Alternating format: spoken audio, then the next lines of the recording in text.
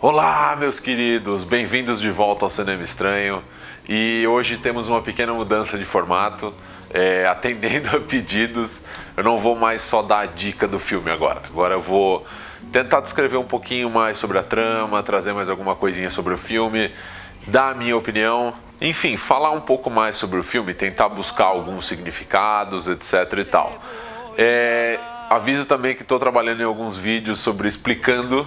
Só que explicando é sempre um pouquinho mais difícil de fazer. Assim como no vídeo de 2001, Odisseia no Espaço, não é simples você tentar entrar na cabeça de um diretor, ou de um escritor, ou de um roteirista, que seja, não é nada fácil, tá? Então vamos ter alguns vídeos sobre isso mais pra frente, mas por enquanto estamos aqui no formato novo. Nesse formato novo também, só para que ninguém fique bravo comigo no futuro, eu talvez tenha que dar algum spoiler, né, dar algum detalhe sobre a trama. Claro, não vou contar tudo, porque até se eu contar tudo, o vídeo vai ter pelo menos a duração do filme, e eu vou ficar aqui atuando, tipo, olá, tudo bem? Não, claro, tudo bem, não, mas a trama é essa e tal, mas não concordo. Não vou fazer isso, tá? Vamos lá, vou dar alguns toques aqui pra vocês sobre o filme. O filme sobre o qual nós vamos falar hoje é Julieta, de Pedro Almodóvar. O filme foi lançado em 2016 agora, e como praticamente todos os filmes do Almodóvar, ele foi lançado só em circuito reduzido, só alguns cinemas de arte. Então, o pessoal que infelizmente não vive no eixo Rio-São Paulo, né, vai ficar um pouquinho complicado pra vocês assistirem esse filme, mas vamos lá, vamos tentar trazer o melhor possível sobre essa experiência para vocês. Deixa eu já logo tirar do caminho, eu sou muito fã do Pedro Almodóvar, vi praticamente todos os filmes que ele já fez, entre eles o meu favorito é A Má Educação, que eu não sei se dá pra ver aqui atrás de mim. Tá aqui, esse é o meu filme favorito do Almodóvar, o que não quer dizer de forma alguma que os outros filmes dele não são maravilhosos, ok? Ele foi o cara que praticamente descobriu Antônio Bandeiras, isso idos dos anos 80, e é um diretor magistral, tá? Ele aborda temas difíceis, A Má Educação é um dos filmes mais difíceis dele de assistir, é um filme que dói, é um filme que machuca bastante, mas ele é muito bom e ele é muito, muito, muito bem feito. Então agora vamos para Julieta. Julieta, ele estrela Adriana Ugarte e Emma Soares, que são, pelo visto, né, duas atrizes espanholas, as duas fazendo o mesmo papel. Uma fazendo a Julieta entre os 20 e poucos e 30 e poucos anos, e uma fazendo a Julieta entre os 40 e poucos e os 50 e poucos anos. A trama do filme, que, por incrível que pareça, acho que quase todos os filmes que eu estou trazendo aqui, eles são passados em flashbacks. Mas vamos lá. A trama desse filme também é contada em forma de flashbacks, pela Julieta em si, ela escrevendo uma carta para a filha dela que chama Antia. Então ele começa a contar a história de que a Julieta era uma professora substituta, né, num colégio. Ela é formada em literatura clássica, e ela, depois de perder o emprego dela, ela vai pegar um trem para Madrid. E nesse trem ela encontra duas pessoas, tá, que são relevantes para a história. Uma é um homem muito estranho que tenta se aproximar e falar com ela, mas ele dá vibrações meio de estuprador, assim. Então ela não se sente confortável perto dele, e ela pega as coisas dela e vai para outro lugar se refugiar em um vagão restaurante, aparentemente. E nesse vagão tem um pescador chamado Xuan, eu não sei como é que pronuncia o nome dele, tá aqui, esse é o nome do cara, ok? E aliás, esse cara, ele me dá sensações de pescador parrudo. Ele me parece muito o cara do Kubanacan. É Kubanacan? Telespectadores, me expliquem, é Kubanacan que tem essa foto aqui do pescador parrudo? O Xuan é esse cara aqui do lado. Eles parecem bastante, tá? Vamos lá. Eles dois começam a conversar, a Julieta e o Xuan, vou chamar de Xuan, dane-se. Eles começam a conversar e começam a se dar super bem. E vai passando o tempo e tal, eles vão ali, né, rolando um climinha, e o trem para numa estação. Esse trem, ele fica por um tempo parado na estação, o Xuan desembarca para esticar as pernas, tenta até chamar ela para ir junto, ela decide que não. E quando o trem começa a andar de novo, né, ele freia bruscamente e aí todo mundo fica assustado, o que aconteceu, meu Deus e tal, e a gente acaba descobrindo que aquele homem estranho se jogou na frente do trem.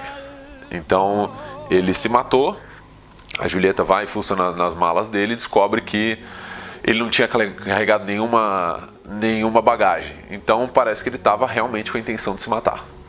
Ela fica super traumatizada, super triste com isso.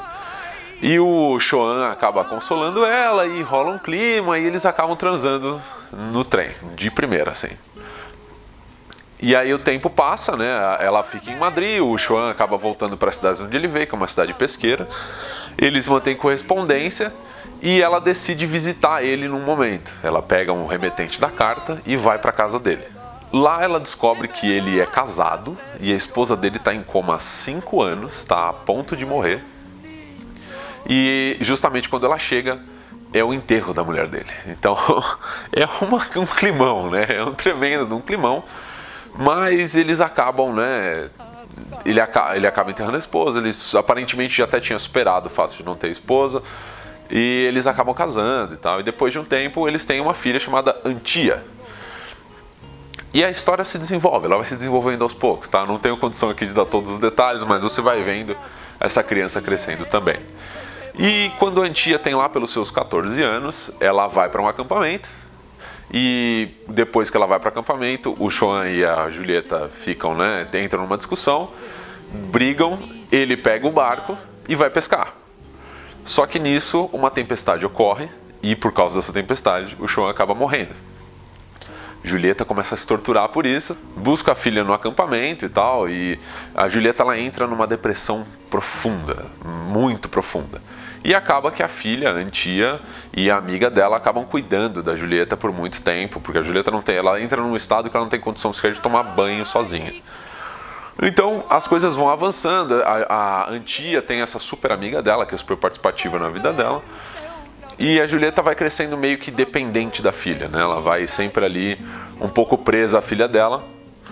E quando a filha faz 20 anos, se eu não me engano, ela decide fazer um retiro espiritual nos Pirineus e não volta mais.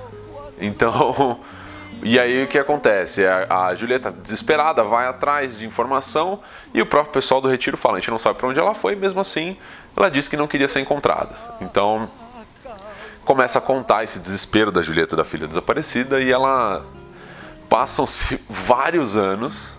No momento quando o filme começa, já faz 12 anos que a Julieta não vê a própria filha, então ela já está numa situação que ela meio que aceitou, né? Tinha um namorado e tal. Mas lá no começo do filme, antes dos flashbacks, a Julieta tinha encontrado a amiga dela, a amiga da Antia. E essa amiga fala que encontrou a Antia. Então todos os sentimentos que a Julieta tinha suprimido voltam para ela, né? Então ela meio que cai de volta um pouco na depressão que ela sentia quando vivia com a filha. Esse é um super, hiper, mega resumo da história do filme, tá?